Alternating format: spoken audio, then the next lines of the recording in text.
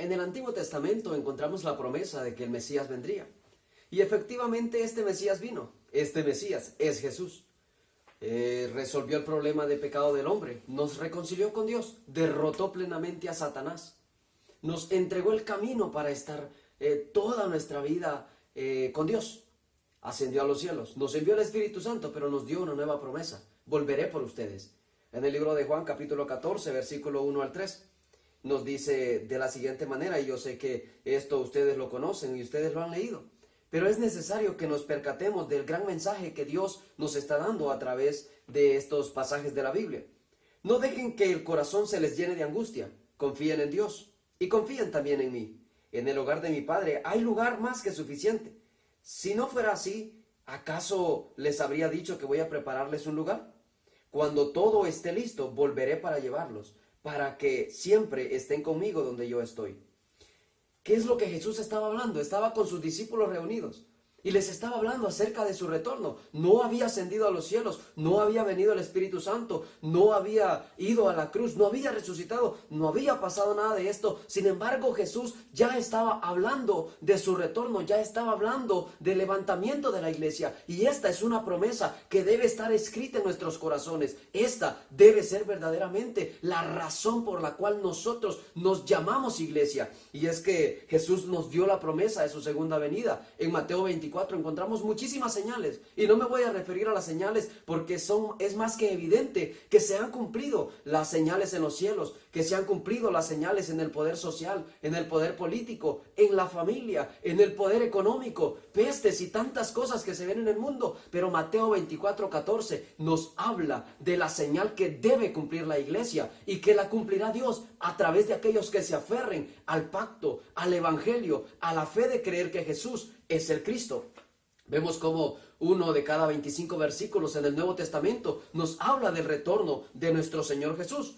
¿Cuándo regresa entonces? Es que ni los ángeles lo saben y están en los cielos. Jesús dijo, solo mi Padre que está en los cielos. Pero nos dejó una señal muy marcada. Cuando este evangelio del reino sea predicado en todo el mundo para testimonio a todas las naciones, entonces vendrá el fin. Jesús estaba diciendo, yo me voy, pero ustedes quedan cumpliendo una labor. Por eso Jesús buscó discípulos y les encomendó hacer más discípulos. Por eso en el aposento alto cerca de 120 personas reciben el Espíritu Santo y Pedro conquista a través del evangelio 3,000 personas, no adeptos para él, sino personas que tuvieran la fe de creer que Jesús es el Cristo y que regresaría en sus días. Esta es la fe verdadera. Los apóstoles no esperaban al Señor Jesús en algún día, no, ellos lo estaban esperando en sus días, en su generación. Ellos no dijeron, quizá nosotros nos vamos a morir y entonces el Señor vendrá. No, ellos esperaban al Señor en sus días. Tanto así que el apóstol Pablo llega a decir, ya no me importa mi vida para mí mismo, no la estimo preciosa, no hago caso de nada, solo quiero terminar el ministerio que Dios me entregó. Tanto así el apóstol Pedro dice, esperando y apresurándoos para el día de la venida del Hijo de Dios. Tanto así que Santiago también nos hace hincapié en esto, y así podemos citar a muchos de los apóstoles hablando acerca del retorno de Jesús. Es que Jesús volverá, y esta es una promesa que está intacta, y la iglesia del Señor debe estar esperando, pero también preparando su retorno. Este evangelio debe llegar hasta lo último de la tierra. Esa debe ser verdaderamente nuestra fe. Vemos la vida de los discípulos de la iglesia primitiva. Cuando creyeron a esta palabra que Jesús dijo, tuvieron que vivir de manera diferente a los demás y vencían cualquier tribulación, cualquier persecución, no importaba lo que viniera con ellos. En el libro de Hebreos capítulo 11, en los últimos versículos encontramos cómo estas personas sufrían persecuciones. Algunos murieron aserrados, otros fueron perseguidos, otros lanzados a los leones, otros que anduvieron de un lugar a otro por el desierto, tratando de llevar el evangelio, de llevar el mensaje, la predicación acerca de la cruz y la resurrección del Cristo. No estaban interesados en fama, no estaban interesados en un buen nombre sobre la tierra, no estaban interesados en ganar seguidores, solamente anhelaban que el Señor Jesús regresara en sus días. El apóstol Pablo ve con urgencia el cumplimiento de la evangelización mundial, tanto así que el apóstol escribe muchas cartas y les dice, tengo un deseo, por ejemplo a los romanos, tengo un deseo de ir a ustedes, y también decía, debo ir a Antioquía, tengo que estar en Jerusalén, tengo que estar en Roma, tengo que estar en España, debo ir a Acaya. El apóstol Pablo tenía una urgencia de terminar terminar la evangelización mundial. ¿Por qué?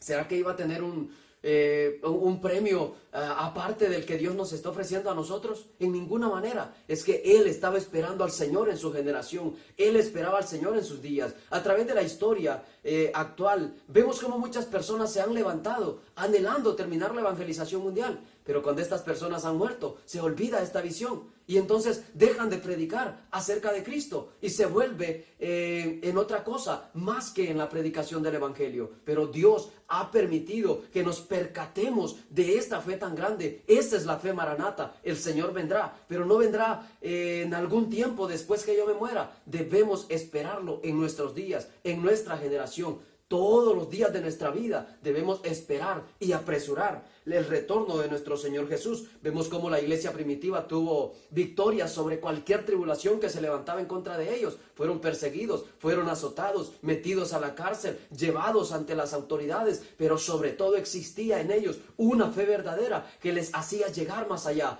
Al apóstol Pablo lo dejan tirado en un lugar, sacado de una ciudad. Pensaron que ya estaba muerto, se levantó de allí, pero imagínense cómo se levantó. Si pensaron que ya estaba muerto, ¿será que la había pasado bien? En ninguna manera. Estaba sufriendo muchísimo. Sin embargo, tenía una proclama en su corazón, tenía una fe verdadera y decía: debo levantarme de aquí para seguir predicando el Evangelio de la fe de creer que Jesús es el Cristo. Verdaderamente, para tener victoria en estos últimos días, debemos tener esta misma fe, la fe maranata, que el Señor va a regresar en nuestros días. Desafortunadamente, las sectas y las herejías confunden a la gente con una escatología que no es la escatología correcta. Y entonces la gente no está percatándose de la urgencia de terminar la evangelización mundial. La gente se está congregando, la gente está ocupada en muchas cosas, la gente está arreglando todas las cosas aquí en la tierra, muchos templos hermosos, muchos lugares donde la gente se reúne y donde se han invertido muchísimos millones y millones de dólares. Pero, ¿cuál es la verdadera fe? ¿Será que debemos ocuparnos solamente de las cosas de la tierra? Dios está anhelando que se levante una iglesia que crea que el Señor Jesús es el Cristo y que volverá en sus días, que volverá en su generación, que volverá en nuestra generación. Es necesario que nos percatemos verdaderamente de esto. El Señor Jesús anunció verdaderamente su venida, pero le dijo a los discípulos, le dijo a los apóstoles: preparen ese retorno, anuncien el Evangelio, ir por todo el mundo y predicar el Evangelio, id y hacer discípulos a todas las naciones de la tierra, y vendrá el Espíritu Santo y les dará poder para que sean testigos hasta lo último de la tierra. Muchísimos versículos que nos hablan acerca de la urgencia de la evangelización mundial. Somos llamados a terminar la evangelización mundial. El fin de nuestra vida es la evangelización del mundo. El objetivo y la conclusión de nuestra vida es que el mundo entero sea evangelizado, no con cualquier palabra, con el Evangelio de la Biblia, que Jesús es el Cristo. Aquellos que creen verdaderamente en esta venida del Señor y aquellos que creen verdaderamente que vendrá en nuestra generación, no tienen más opción que vivir de una manera diferente a como viven los demás. ¿Cómo estamos viviendo nosotros? ¿Será que vivimos verdaderamente como la iglesia primitiva? Y podemos decir, ¿cuándo nos vamos a comparar con la iglesia primitiva? Es que ellos vivieron de esa manera porque tenían algo muy claro. Primeramente, creían verdaderamente en la promesa del retorno del Señor Jesús. Segundo, se dejaban guiar por el poder del Espíritu Santo y ellos corrían y entregaban su vida porque anhelaban que el Señor viniera en su generación. No es diferente la forma que debemos vivir nosotros. Debemos tener la certeza de que el Señor viene en nuestra generación. Debemos ser guiados por el Espíritu Santo. Debemos entregar nuestra vida para terminar la evangelización mundial. No es un lema más, no es un asunto por el cual nosotros podemos decir: si lo cumplo está bien y si no lo cumplo también. No, esta debe ser verdaderamente nuestra vida. Creer que el Señor Jesús, quien es el Cristo, volverá en nuestros días. Bendiciones.